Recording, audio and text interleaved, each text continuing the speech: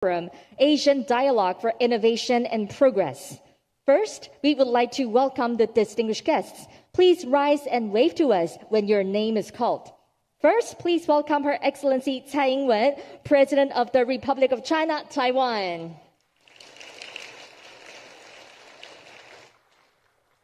Please welcome the Honorable Tony Abbott, former Prime Minister of Australia.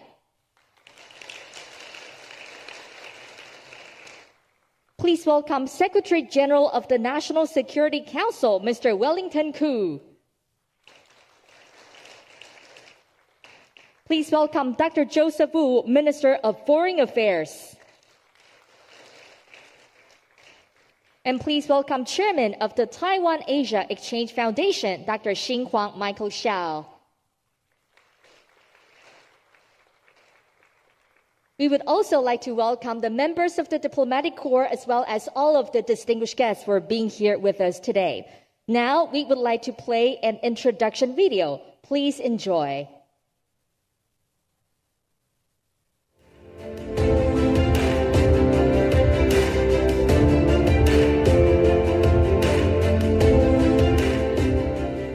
Taiwan 新南向，印太共坚强。经贸新南向，突破疫情限制，为区域经济注入新活水。建立疫后亚洲安全网，台湾不缺席。教育新南向，深耕区域人才培育。农业新南向，台湾与新南向伙伴国家一起打造区域永续安全的农业。用科技的力量，让台湾与区域伙伴共同打造坚韧的未来。培育亚洲人才，从台湾开始。让台湾接轨亚洲，让亚洲看见台湾，一起打造艺术文化的共融体。厚实多元文化特色，为台湾注入南向新力量。客家南向继续太铺向前行，依循南岛祖先的航海轨迹，让我们重建台湾跟世界的连接，携手侨界，共创南向新视野。台湾新南向，亚洲复苏新能量。台亚会与大家一起携手前行，以韧实力重启进步价值。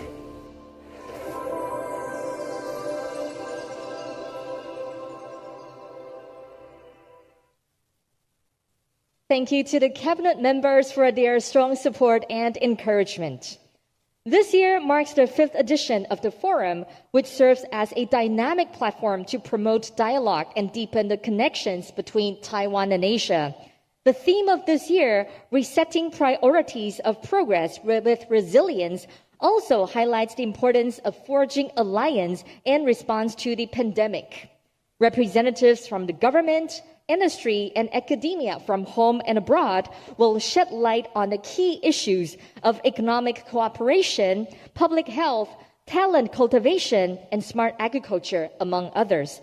We look forward to the fruitful exchange of views in today's forum. To kick off, first, we would like to invite the host of today, Dr. Xinhuang Michael Xiao, Chairman of the Taiwan Asia Exchange Foundation, Taiwan, to give us the opening remarks.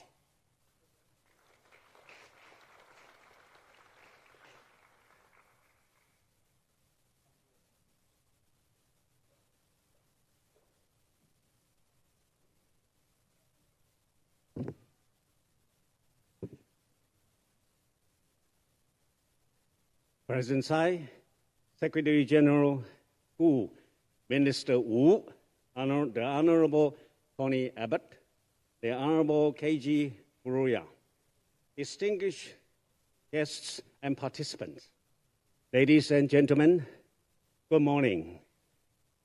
On behalf of Taiwan Asia Exchange Foundation, TAEF, the organizer of the 2021 Yusan Forum, I would like to express my sincere welcome to you all to join this year's Yusan Forum. Although the pandemic continues to escalate, your on-site and online support at this difficult moment has proven the progress of Taiwan's global partnership. Domestically, as you can see from the video, this new southbound policy is the collective effort of all ministries. I especially thank the Honorable Tony Abbott AC for traveling all the way to Taiwan. Your presence here shows how democracies can build trustworthy ties in a time when the Indo-Pacific region has faced with convergent risks, ranging from military threat, ideological disparities, to geopolitical confrontations. My deep gratitude also goes to the Honorable Kenji Furuya for his continuous support for Taiwan and his regular participation in this Yusan Forum. Last year's Yusan Forum focused on forging resilience, future together. This year's theme is resetting priorities of progress with resilience. The keywords are always resilient, and we hope next year still resilient with a more optimistic tone. A timely topic indeed. Today, we have witnessed how the global pandemic generated a tale of two divided worlds. Some countries have embarked on recovery plans already in the post-pandemic era.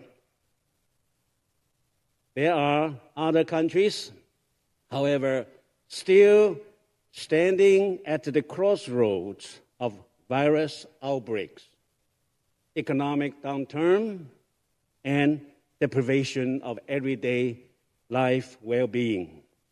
While the resilience of the international community has been put to a test in the face of emerging challenges, the new southbound policy, I wanted to emphasize, has successfully breached this two divided world. Through the past year, Taiwan and new southbound countries have generously shared public health resources together.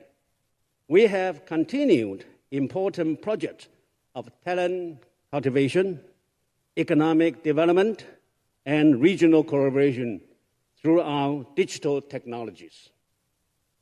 When the new southbound policy entered the fifth year, some progress partnerships have marked the historical significance of the 2021 Yusan Forum in mapping new initiatives in the post-pandemic era. We will share the newest achievement of the new southbound flagship and other related programs made by governmental and non-governmental resource sectors, and investigate how to foster a resilient sphere of co-prosperity in the Indo-Pacific region.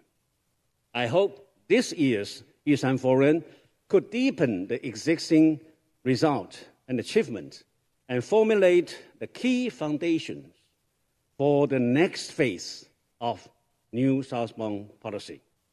In order to promote the new southbound policy in Taiwan society, TAEF has prudently shouldered the responsibility to serve as the platform between government and civil society. Taiwan's NGO has long served as one of the best examples of people-to-people exchange. They have been actively providing development assistance and humanitarian sector support for our neighboring partners, especially when the pandemic has injured social well-being.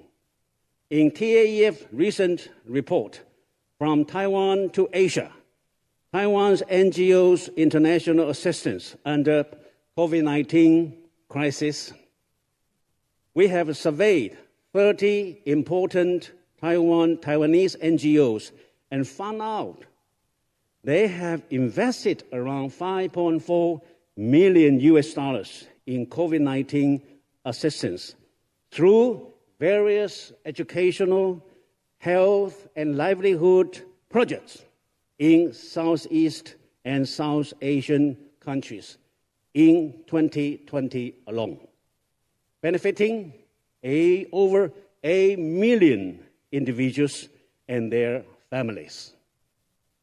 Well, we have done the first research report on NGOs' engagement in Asia during the pandemic. Taishang, that means Taiwanese business in overseas, has also been our research focus. Throughout the past 3 years, we have initiated a series of studies on the image of Taiwan and Taiwanese business in Vietnam, Indonesia, and Thailand. We look forward to Taishang's efforts in establishing more dynamic and beneficial connectivities with the local communities, and participating in through enhancing corporate social responsibility with the technological innovation and participating in solid and stable global value chain process in South and Southeast Asia. Although the young generation will be a transformative force that brings innovation and new orientation in the future, however, their present lives have been proportionally disrupted by the global pandemic attacks. Since 2020, TAEF has partnered with the Japan office of the prestigious German think tank Konrad Adenauer Stiftung to address the surging youth unemployment problems across Taiwan, Indonesia, Malaysia, and Vietnam. In discussing how young talents could build back a better future, all experts have advocated the governments in the region should weave stronger social safety nets to ensure young people's essential needs are really met and empower their resilient capabilities. TAEF will soon work with our counterparts in the region to collectively address this critical issue on youth work. The above long-term projects between Taiwan and Asia would never be possible if we lose the foundations of cultural understanding. TAEF has partnered with Taiwan National Culture and Art Foundation, Indonesia's Yayasan Ineo Yogyakarta, and Vietnam's National Institute of Culture and Art Studies to expand the influence of Kaohsiung Museum of Fine Arts major exhibition, Pan-Austronesian Arts Festival in global community. In addition to the contemporary arts, TAEF will work with the Ministry of Culture, the Cultural Taiwan Foundation, the Keelung City Cultural Affairs Bureau to launch an exhibition titled Researching the Seas, Archipelago Memories in Circulation. In late October this year, where the transnational flows of commerce and networks among Keelung, Penang, and Manila will be emerging. The prolonged global pandemic demands unprecedented solutions and collaboration. It is important to recognize how Taiwan's New Southbound policy has built new social bonding in a time of social distancing I hope you take this opportunity to stay there. I would like to take this opportunity to say that with all the new challenges and opportunities and new allies, new friends, the new southbound policy is ready to enter the new stage to sustain regional inclusive development and progress. I hope you all will enjoy and engage in today's forum. Your variable participation and support for Taiwan would shine the 2021 Yusan Forum. My special thanks to TAEF long-standing partners from government and civil society that made today's event possible. With our collective efforts, I believe we will certainly meet again next year to celebrate another fruitful journey of a new southbound partnership. Thank you very much. Thank you very much, Chairman Hsiao. And as Chairman Hsiao mentioned, resilience is the key word. And with our joint efforts, we will be able to create new opportunities and overcome the challenges together. So we are truly grateful that we can gather here to attend this important forum. And next, we are honored to have invited Her Excellency Tsai Ing-wen, President of the Republic of China, Taiwan, to give us her remarks.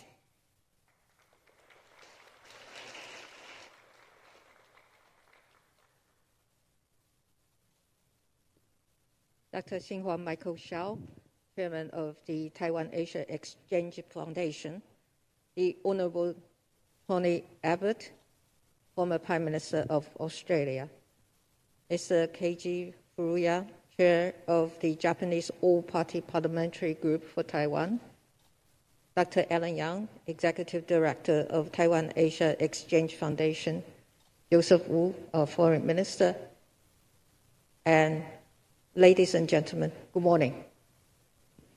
First, I would like to extend a very warm welcome to you all for joining us virtually and physically at this year's Yusan Forum.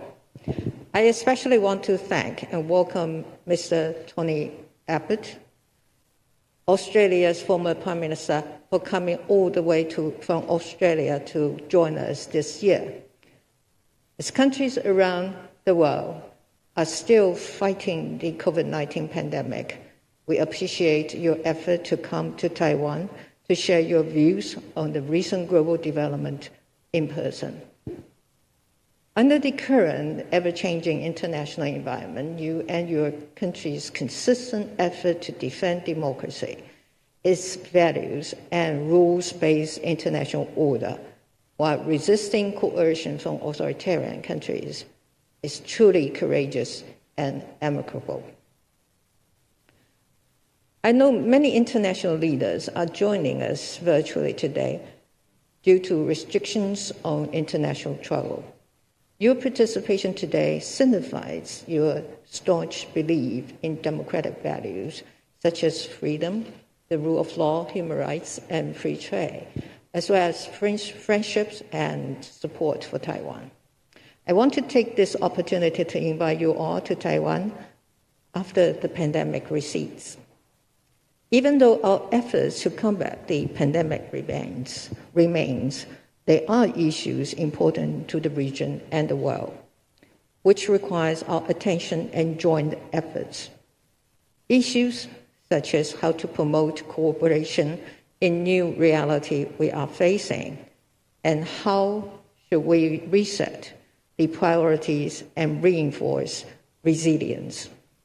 This year's Yusan Forum is set to facilitate discussions on these important and pressing questions as we move towards a post-pandemic future. During a previous Yusan Forum, Chairman Hsiao made a keen observation. He said, Taiwan is not a problem, but rather a solution. Taiwan, through its evolution as an economic powerhouse, and a vibrant democracy is indeed part of the solution to emerging challenges with ramifications on a global scale, from climate change to new diseases, proliferation and terrorism, to human trafficking and threats to supply chains. Despite being excluded from international organizations, Taiwan has strived to adhere to international protocols. Taiwan has also been working proactively and diligently with like-minded partners on the developments of the region. In 2016, we launched the new southbound policy with the aim to facilitate regional prosperity through trade and investment partnerships, educational and people-to-people exchanges, and technological and medical cooperation with countries in South and Southeast Asia, as well as Australia and New Zealand. Since then, Taiwan has signed more than 80 agreements and MOUs with partner countries. In 2020, as a response to the pandemic, Taiwan convened a number of virtual industrial supply chain meetings and facilitated exchanges among enterprises across ASEAN. This has led to the signing of 16 industrial cooperation agreements in areas such as electronic manufacturing, green technology, biotechnology, information services, smart cities, textile, and pandemic prevention. Taiwan is also making investments in our new southbound policy partner countries through the business community, simultaneously fostering secure supply chains and regional development. With our high-tech capabilities and a professional globalized workforce, Taiwan is well positioned to help create secure global supply chains in sectors such as semiconductors, biotechnology, and renewable energy. In other words, in areas where international cooperation is needed, now more than ever. Moreover, Taiwan derives additional soft power from expertise and capabilities in fields such as education, public health, and natural disaster prevention. These are fields in which our experts and institutions are taking on a growing regional role. Our universities, for example, are prepared to work with other universities in the region to develop Chinese language training. Our medical facilities are sharing expertise in medical technology and management with partners around Asia.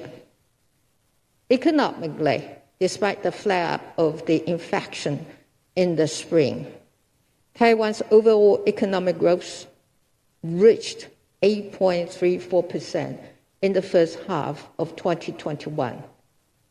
Taiwan's exports grew 31%, the most among the 4 Asian tigers. Imports also increased by 28.6%.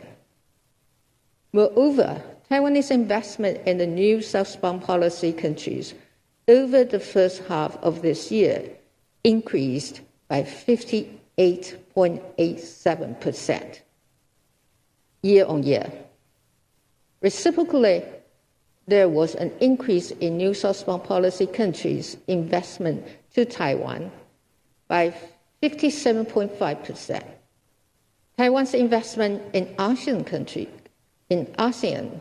constitutes 35.1% of the overall investment, exceeding the 25.8% investment in China. At this critical juncture, as the world fights to regain its footing from the effects of the pandemic, Taiwan can be a crucial actor in the peaceful development and prosperity of our region. Of course, prosperity requires a peaceful, stable, transparent, and open environment. The Indo-Pacific region is now the world's fastest growing region. What happens in the region will ultimately shape the course of the 21st century. This emergence offers innumerable opportunities in everything from trade and manufacturing to research and education. But this also brings new tensions and systemic contradictions that could have devastating effects on international security and the global economy if they are not handled carefully. In addition to economic partnerships and people-to-people exchanges, Taiwan is fully committed to working with other regional actors to ensure stability. For example, this March, Taiwan established a Coast Guard working group with the United States.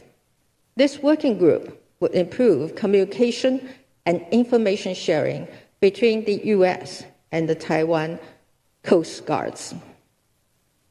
It will also facilitate greater cooperation on shared objectives like preserving maritime resources and reducing illegal, unreported, and unregulated fishing. This working group, for example, will serve as a springboard for greater collaboration on non-military matters with other partners in the Indo-Pacific. Taiwan's efforts to contribute to regional stability and security do not end there. Taiwan is fully committed to collaborating with regional players to prevent armed conflicts in the East China, South China Seas, and in the Taiwan Strait. Taiwan does not seek military confrontation. It hopes for a peaceful, stable, predictable, and mutually beneficial coexistence with its neighbors. But Taiwan will also do whatever it takes to defend its freedom and democratic way of life. As we move towards the post-pandemic era, the New South-Pacific policy will be Taiwan's pivotal regional policy for Asia. Through the New South-Pacific policy, Taiwan seeks to strengthen links with regional strategic partners such as the United States, Australia, India, Japan, and ASEAN countries. We are also grateful to like-minded countries for utilizing international mechanisms such as the Japan-US Summit, the G7 Leaders Summit, the EU-US Summit, and the Australia Funds and Australia-Japan 2+2 ministerial consultation to emphasize the importance of peace and stability in the region and across the Taiwan Strait. Taiwan may be small in terms of territory, but it has proved that it can have a large regional presence. Taiwan persevered in the face of existential threats and made itself an indispensable actor in the Indo-Pacific. Going forward, our high-tech industries, and especially our production of advanced semiconductors, will help to fuel the regional and global economy. Despite the challenges posed by the pandemic, the last 2 years were also exemplified by warmth, resilience, friendship, and partnership. As Taiwan donated material and provided assistance to the world at the onset of the pandemic, the world also came to Taiwan's aid with life-saving vaccines. Time and again, we all were confronted by great challenges, but we have always been able to triumph by working together. United, we will prevail. Lastly, I want to wish you all a successful forum. I want to welcome former Prime Minister Abbott to Taiwan again. I enjoyed our conversation yesterday, and I hope you enjoy the rest of your stay in Taiwan. Thank you, Chairman Shao, for the invitation to speak at this important event, and thank you all very much. Thank you. Thank you very much, President Tsai, for your remarks. Please return to your seat. As President Tsai said, Taiwan is a solution and a model of democracy. We will continue to contribute to the security and stability of the Indo-Pacific region and cooperate with the like-minded countries in the world. Also, we believe that when the pandemic is gradually under control, we would love to invite friends from around the world to come back to Taiwan so that we can meet face-to-face and continue our fruitful discussion and deepen our cooperation together. And on this important occasion, we're deeply honored to have invited global leaders to share with us their insights about the changing world. So first of all, we would like to welcome the Honorable Tony Abbott, former Prime Minister of Australia, who has traveled to Taiwan despite the pandemic, to give us his remarks. Please welcome him with a warm round of applause.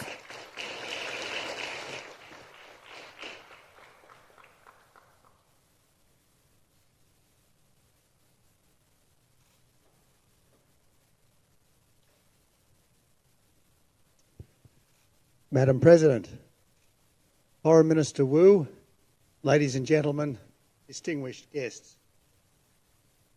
2 years back, I hesitated to attend this conference, lest that provoke China.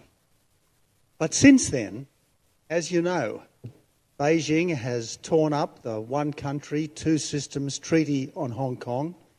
It's put upwards of 1 million Uyghurs into concentration camps. It's boosted cyber spying on its own citizens, cancelled popular personalities in favour of a cult of the Red Emperor, brutalised Indian soldiers in the Himalayas, coerced other claimants in its eastern seas, and flown ever more intimidatory sorties against Taiwan. It's weaponised trade, especially against Australia, with our barley, wine and coal exports all stopped on spurious grounds. And its embassy has published 14 demands, essentially that we become a tributary state that no self-respecting country could accept. The trigger for all this was politely seeking an impartial inquiry into the origins of the Wuhan virus. So this year I'm here, having concluded that China's belligerence is all self-generated. But things, I should stress, weren't always this bad, and even now need not go from bad to worse. The Chinese economic miracle has lifted 500 million people from the third world to the middle class in scarcely a generation, probably the greatest and fastest advance in human well-being in all history, as Deng Xiaoping and his successors made room for the commercial instincts of the Chinese people. The whole world has benefited from China's productivity, including Australia, which supplied the iron ore, the coal and the gas to help make it happen. My government finalised China's first free trade deal with another G20 economy, in part because we thought that would help to build trust between China and the democracies. As Prime Minister, I was prepared to join the Chinese-led Asia Infrastructure Investment Bank because I thought that would help to give China a stake in a rules-based global order. So for Beijing, surely there's a lesson here. The more freedom its people have, the better they've done, and the more respect China has gained. Be a friend, that experience shows, and you'll have friends. Be a bully, and you'll only have clients who can't wait to escape. Now, much has changed in just 6 years, but it's not Australia's goodwill towards the people of China, about 1 million of whom are now Australians and making a fine contribution to our country. Australia has no issue with China. We welcome trade, investment and visits, just not further hectoring about being the chewing gum on China's boot.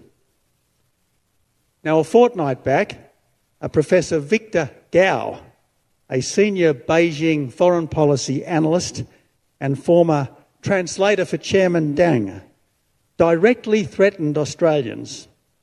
Do you want to be a target for a possible nuclear war, he said, in response to our decision to acquire nuclear-powered but not armed submarines. So if the drums of war can be heard in our region, as an official of ours has noted, it's not Australia that's beating them. The only drums we beat are for justice and freedom. Freedom for all people in China and in Taiwan to make their own decisions about their lives and their futures. But that's not how China sees it, as its growing belligerence towards Taiwan shows.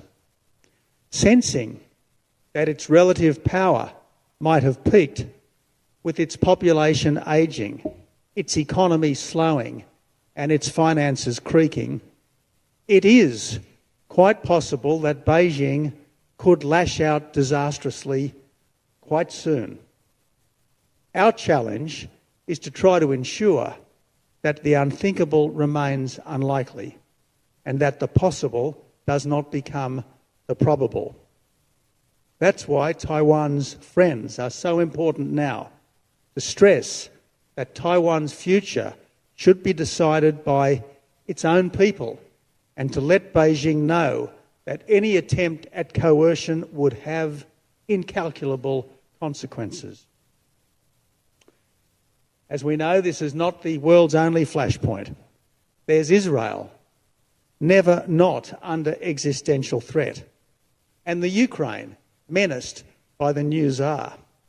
But nowhere is the struggle between liberty and tyranny more stark than across the Taiwan Strait. Now, in 7 decades, Taiwan has grown from an impoverished dictatorship to a prosperous democracy.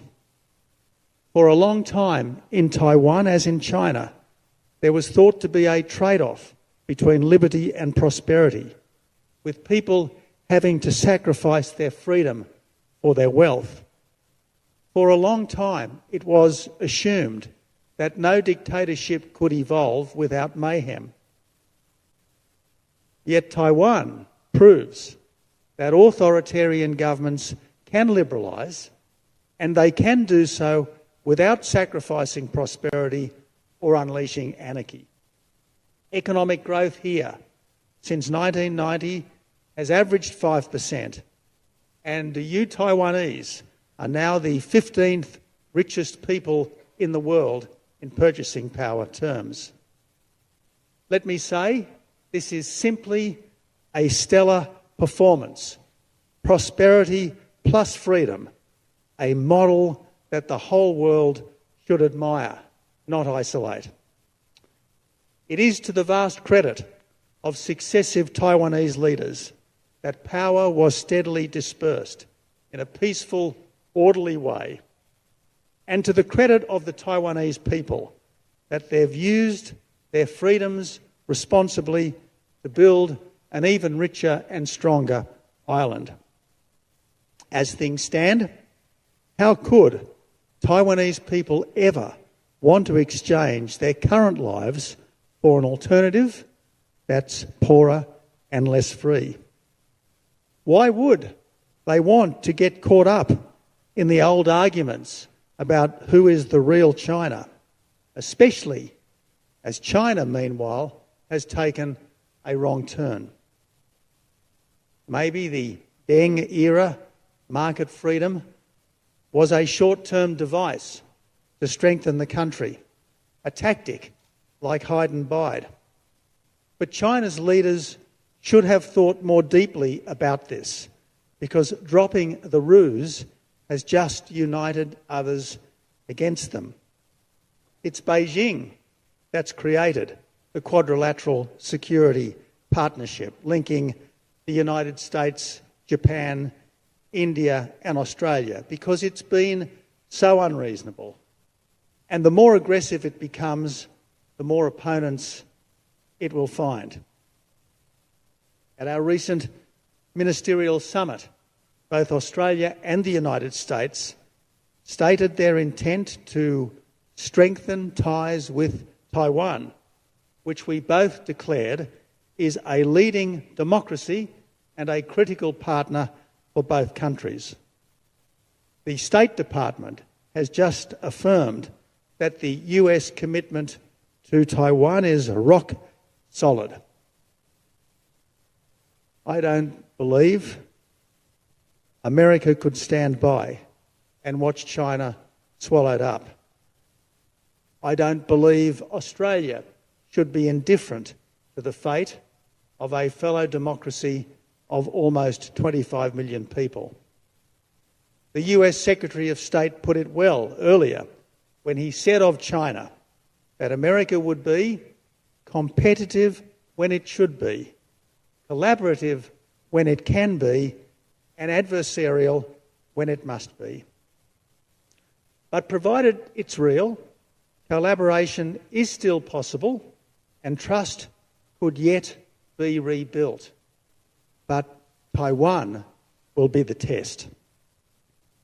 For the democratic world, that means a readiness to support this fellow democracy, including by welcoming Taiwan into the Trans-Pacific Partnership. And for China too, which can hardly succeed while it mistreats its own people and threatens its neighbours, that means scaling back the aggression, as it could never be admitted to the TPP while engaged in a trade war with Australia and in predatory trade all round. So, Madam President, ladies and gentlemen, nothing is more pressing right now than solidarity with Taiwan. If we want a better world, hence my enthusiastic presence here today to stand with this island that's brave and free. I won't end urging you to stay safe. Rather, something nobler and higher. Stay free. Thank you very much, Prime Minister Abbott, for joining this forum in person to show your staunch support for Taiwan. Indeed, we want to not only stay safe, but also stay free. And also, your presence here demonstrates the importance of the democracies supporting each other to ensure freedom, prosperity, and democracy in the world. So once again, we would like to express our sincere appreciation, and certainly we look forward to seeing more like-minded democracies in the world supporting each other and promote democracy in the world. Our next speaker will join us virtually. The Honorable Keiji Furuya, member of the House of Representatives Japan, will give us his remarks from Japan. And now I would like to give the floor to Mr. Furuya. はい、英文総統閣下、台湾の皆様、ご連席の皆様、日本最大の超党派国会議員連盟、日華議員懇談会の会長を務めています、古谷啓二でございます。本日は玉山フォーラムにお招きに預かり、心から感謝をいたします。この玉山フォーラム、玉山フォーラムでの講演は、今回で4年連続4回目となります。昨年同様、オンラインの参加となりました。台湾の会場で皆様とお会いすることができないのは大変残念ですが、コロナというピンチをチャンスに変え、新しい日常を実践する会議として、このように開催されることを嬉しく思っています。まず、日華議員懇談会の紹介をさせていただきます。1972年、日本と台湾は国交断交しました。その翌年、1973年に日華議員懇談会は日本と台湾の関係強化を目的に設立をされました。以来、私たちは台湾との積極的な議員外交を行ってきました。この活動は政治、経済、文化、観光分野をはじめ多岐にわたります。また、毎年、国慶双十節の際は、世界最大規模の祝賀訪問団を結成して式典に参加してきました。一昨年は総統府前のパレードに直接私たちが参加して日台友好の横断幕を掲げ行進しました。また4年に一度の総統就任式典にも必ず参加をしています。台北国立故宮博物院の日本での展覧会実現のための法整備を行いました。アジアで初めての展覧会を開催しました。この際には、ツタンカーメン展を超える80万人が来場されました。また、日華議員懇談会は、台湾の WHO や TPP など国際機関への参加支持を強く表明をしています。昨年、伊藤木元総統がご逝去された際には、森喜朗元総理大臣を団長に弔問団を結成をし、コロナ禍にもかかわらず、台湾の特別なご配慮のもと、台湾を訪問しました。また、大地震をはじめとする自然災害発生期には、現金による支援を行ってまいりました。本年、台湾に2つの危機がありました。パイナップルとワクチンです。3月、突如台湾からの輸出の 97% を占めるパイナップルの輸入禁止を中国は発表しました。日本ではすぐに台湾のパイナップルの購入をして助けようという動きが自然発生的に起こりました。以来、ほとんど見かけることのなかった台湾産のパイナップルは全国どこのスーパーでも見かけるようになりました。私の岐阜県に本社のあるスーパーマーケットバラオでも今年のヒット商品となりました。2020年に2000トンの輸入量だった台湾パイナップルは2021年にはその10倍に達するという予測もあります。見事にコロナを抑え込んでいた台湾は5月には感染拡大の危機に襲われました。日本ではワクチン支援準備を水面下で進めました。それは中国の妨害を避けるためです。台湾から昨年4月に日華議員懇談会を通じて支援をいただいた N95 マスク200万枚、防護服505万着は日本にとって大変ありがたい支援で、全国から台湾に対して感謝の声が多く上がるほどでしたので、なんとか恩を返したいという関係者の思いを一つに早期実現を目指しました。結果として5月中旬にいただいた要請後、6月4日から5回に分けて、計390万回分のワクチン支援を実現し、台湾から要請のあった300万回以上の支援を達成することができました。そして9月16日には台湾よりワクチン支援のお礼として酸素濃縮機1008台、パルスオキシメーター1万台の医療支援をいただきました。感謝いたしております。コロナというピンチをチャンスに変えるべく、日本と台湾の新たな連携ができた象徴的な出来事でした。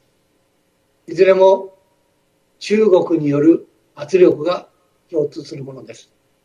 困った時に助けるのが真の友人であります。台湾は9月23日、TPP への正式な参加申請をされました。今回の表明を心から歓迎をいたします。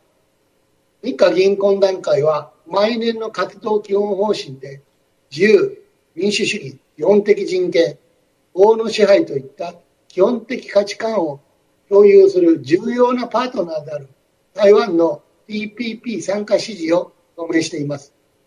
また、台湾政府は今後の加入交渉に対して福島県など日本産品の輸入禁止措置の解除を協議する考えを表明をされました。TPP 参加に前提となる諸問題を解決することを含め、日華議員懇談会としてできる限りの支援をしていくことをお約束をいたします。日華議員懇談会は7月29日、日米対議員による初の戦略対話をオンラインで開会をしました。この日米対議員外交の構想は、日華議員懇談会の活動方針の最重要テーマとしてかねてより目標としていたものです。2020年1月、蔡英文総統の再選直後、私は台湾を訪問し、蔡英文総統閣下と直接に依頼し、賛同いただきました。また、AIT のクリステンセン当時の代表とも意見交換をして支持をいただきました。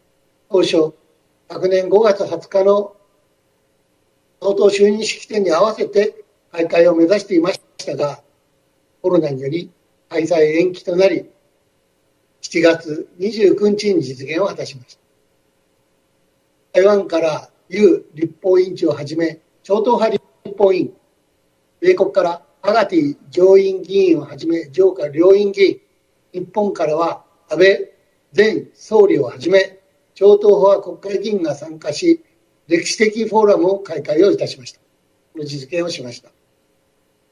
近年、中国国防費の急増や国防法、武警法、対警法の改正のように、常軌を逸した中国の力による一方的な現状変更に対して、法の支配、基本的人権、民主主義という共通の価値観を持つ国々が連携をしていく必要があり、正式な外交がない台湾と日米の議員外交は極めて重要であります。私が所属する自由民主党でも、台湾政策の提言を策定し、その中で日米台による安全保障対話のプラットフォーム構築のため、現実的な第一歩を踏み出すこと。例えば、日本の自衛隊、米国、台湾の海軍の音楽隊による文化的行事を行い、緊張を高めることなく、交流の実績を積み上げることを提案しました。今後、日米対議員フォーラムを定期的に開催し、短期的、中長期的政策について、私たちは引き続き検討を重ね、現実かつ実効性のある取り組みをしてまいります。来年は日本と台湾が断交して50年、再来年には日華議員懇談会設立50年を迎えます。